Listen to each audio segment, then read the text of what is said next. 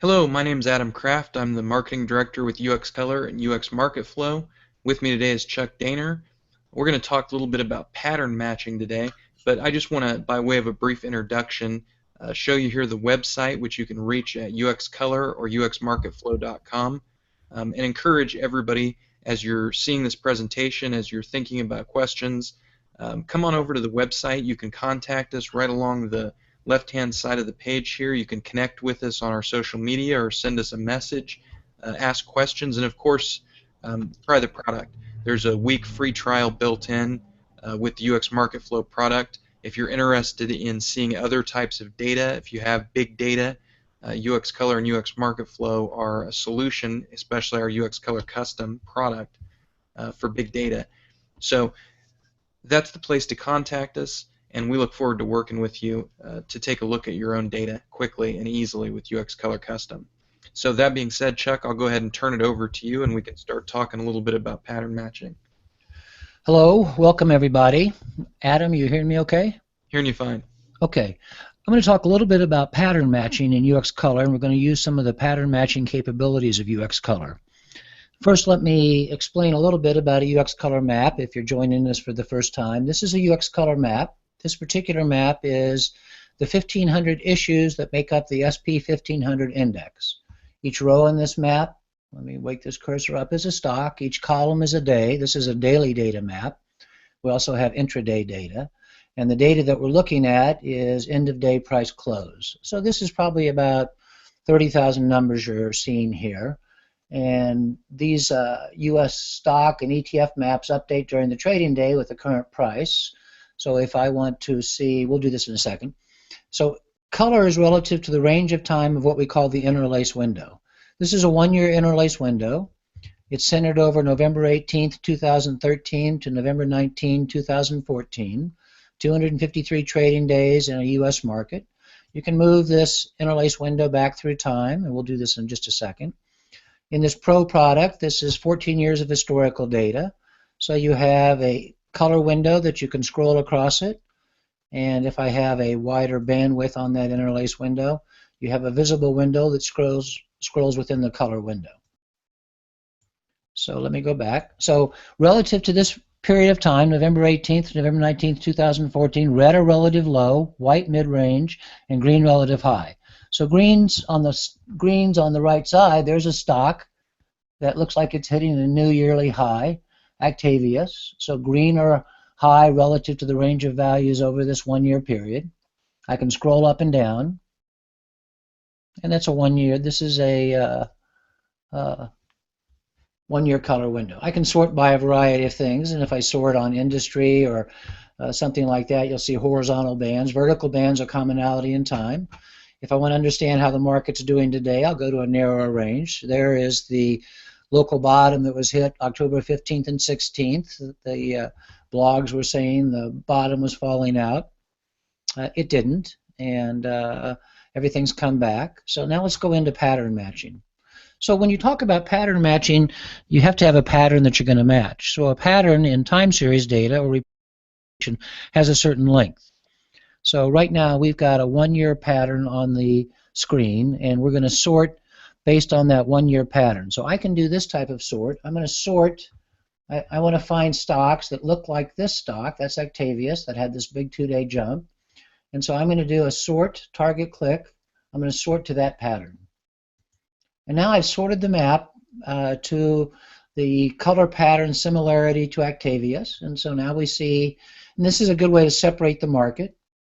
There's a couple oddballs. This is complicated mathematics, so it's not perfect, but it works pretty well. And so if I go down at the other end, and this is the issues list over here. It scrolls up and down. So ITT education is the least like the pattern of Actavius at the top. So that's how you do a pattern, and I can do this over different periods of time. I can set this bandwidth. So the interlace window has a bandwidth. We have a one-year interlace window. We could set to 2 quarters.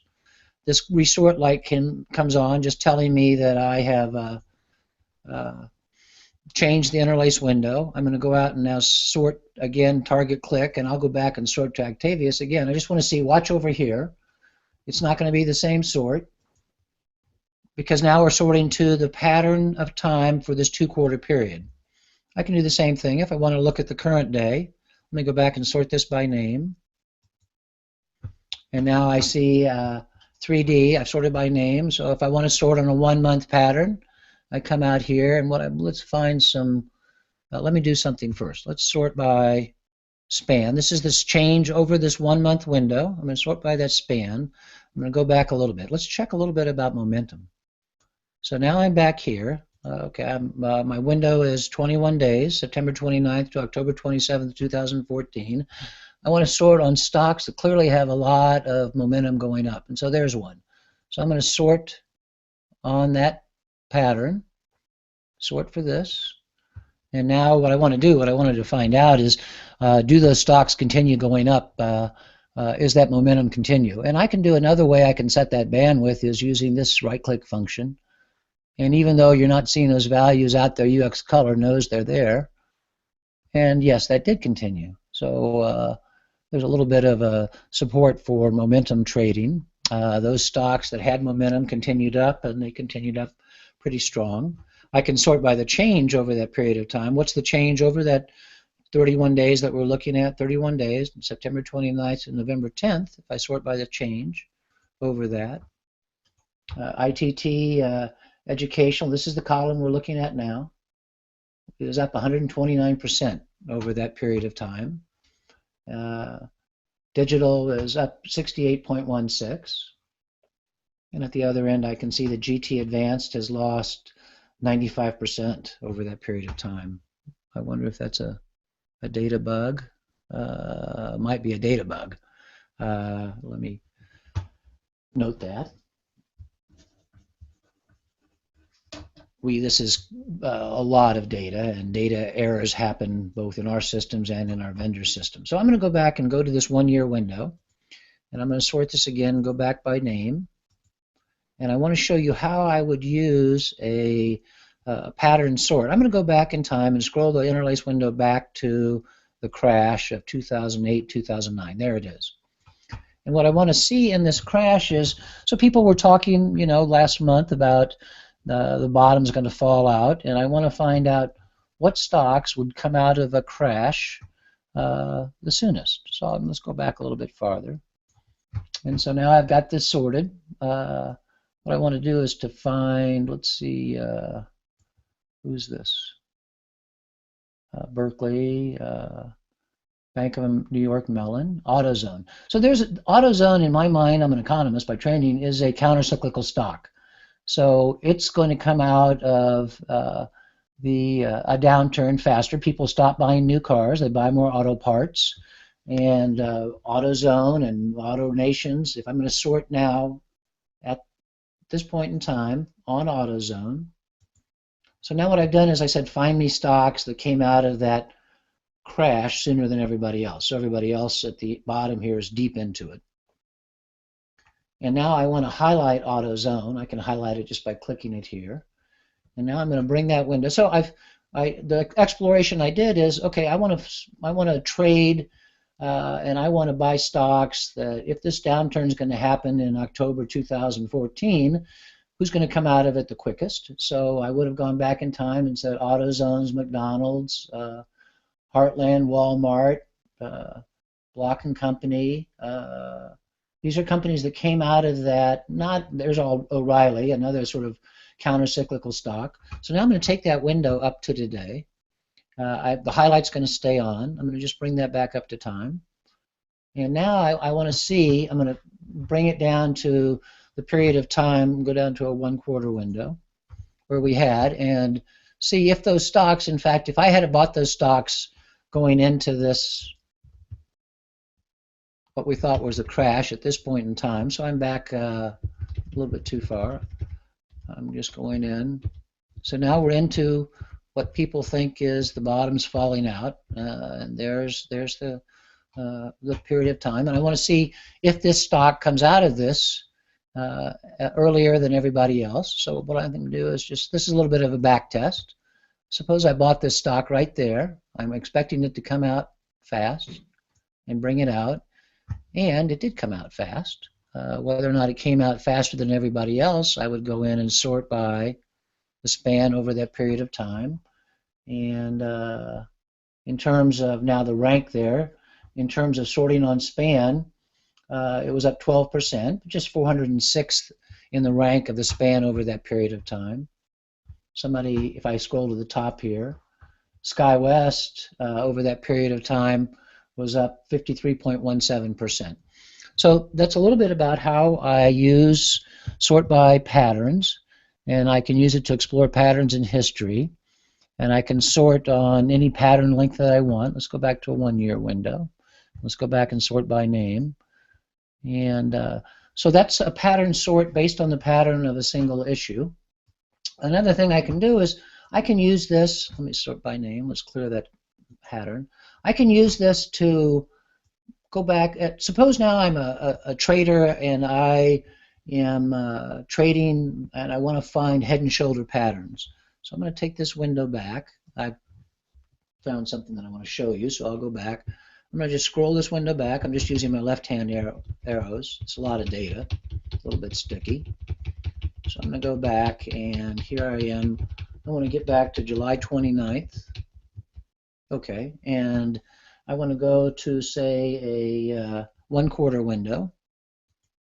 And I want to find, from this map, I want to find a stock called Mobile Mini. M-O-B. Okay, there's Mobile Mini. And what I'm looking at is this stock has, let's go ahead and line graph it.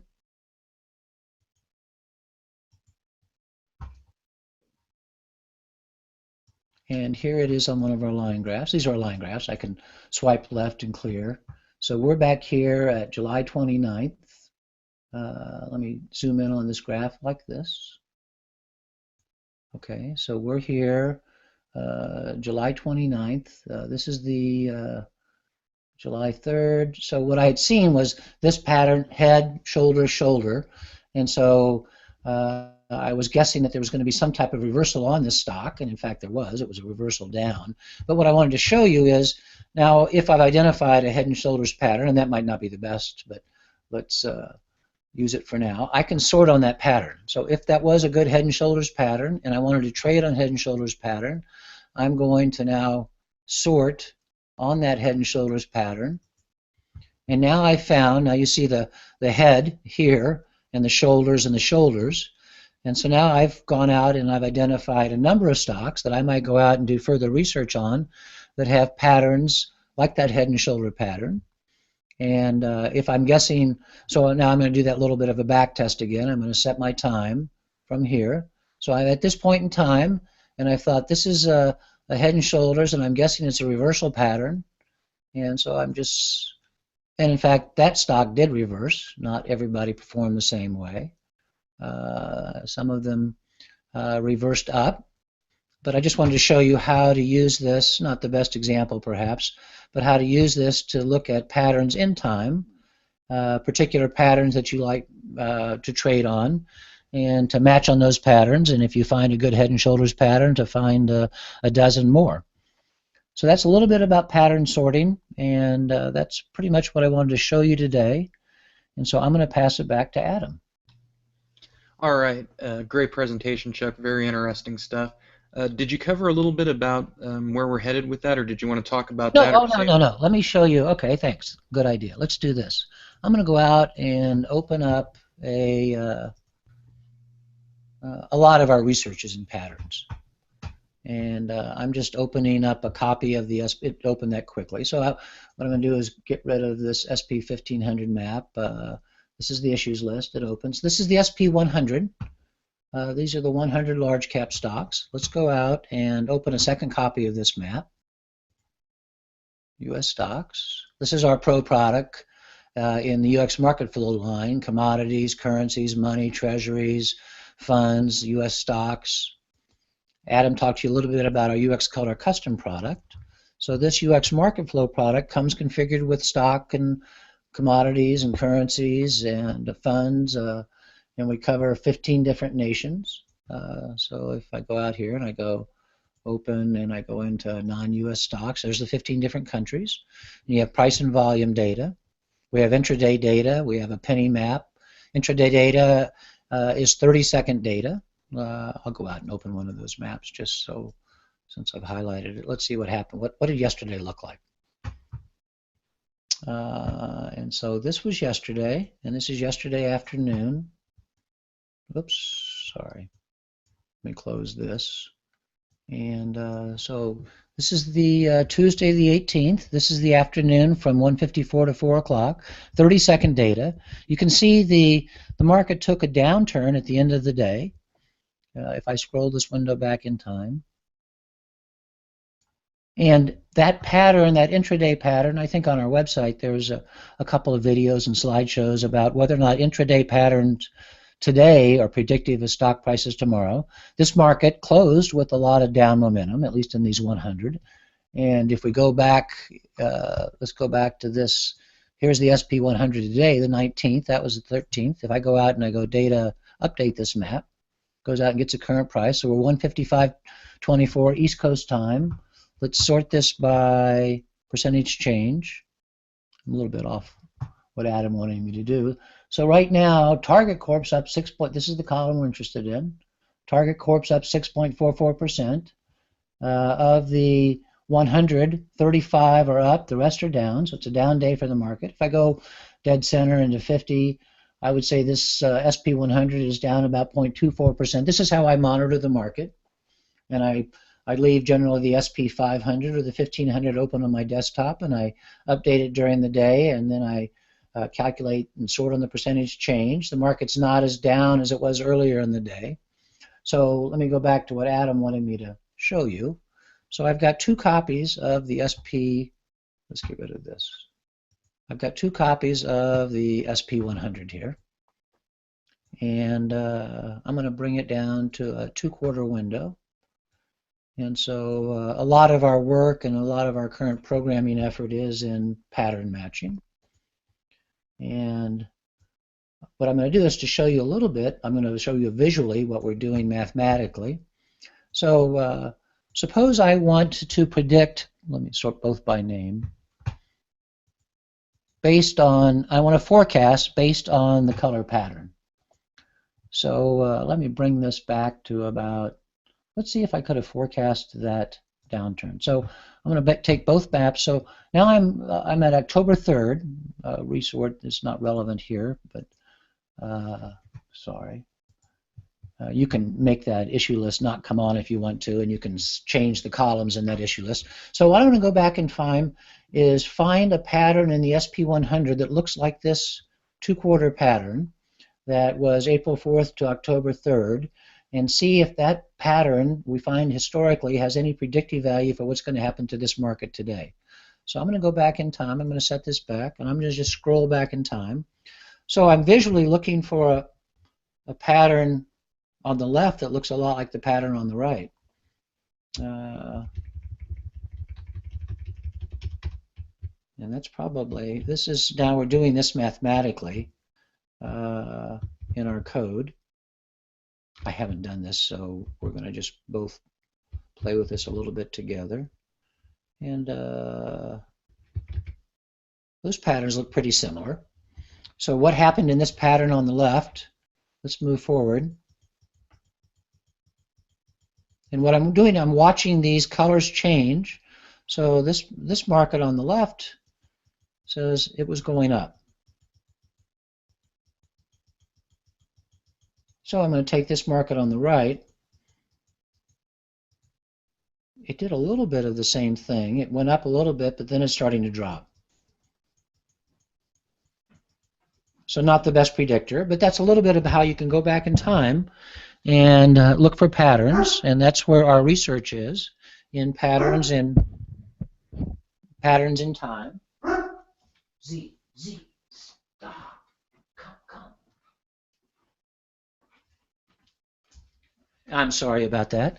And you're exploring patterns today and using patterns in history to be predictive of patterns today. Adam, did that answer your question? Yeah, absolutely. And I just wanted you to kind of talk on it, and I think that was great. because we've got some really exciting things down the line that we're working on now, and just wanted to point that out to people to keep an eye. We are here every Wednesday, unless we're out at a road event like we were last week, doing these hangout events. So I invite anybody that has questions to join us. Send your question in ahead of time, like I showed you here at the beginning back on the website, or come to the event live. We use the showcase feature and the Q&A feature, and we'd love to field questions or demonstrate anything that you'd like to demonstrate. We're in the process now of gathering some other types of data other than finance data, and I'm sure as we get that in, we'll take a look at that down the road in some of the future hangouts. So I think that's a pretty good place to stop today, Chuck, unless you've got anything else to add. Well, I just want to expand on what you just finished with. Is we're using, and been looking at our UX MarketFlow products. We have a line of products called uxColor Custom, and we can link your data into these uxColor maps. Very easy to do. You don't need any special resources to use uxColor, and to quickly get your data into uxColor to see what it looks like and whether or not it adds value. The easiest way is on our website in our Knowledge Center. You'll see how to format your data for uxColor. If you're a Tableau user and you formatted Excel or CSV files to pick up in Tableau, we can pick up the same kind of format. And so if you have data that you want to try and see, and we're working with a variety of data types, from network monitoring to we hope to do some space science data. Any time series or repeated observations will work well in uxColor. The more numbers you have, I think the more value we can add. Okay, Adam, back to you. All right, thanks, Chuck, and thanks everybody for joining us. Come see us at uxcolor.com. Talk to you next week this time.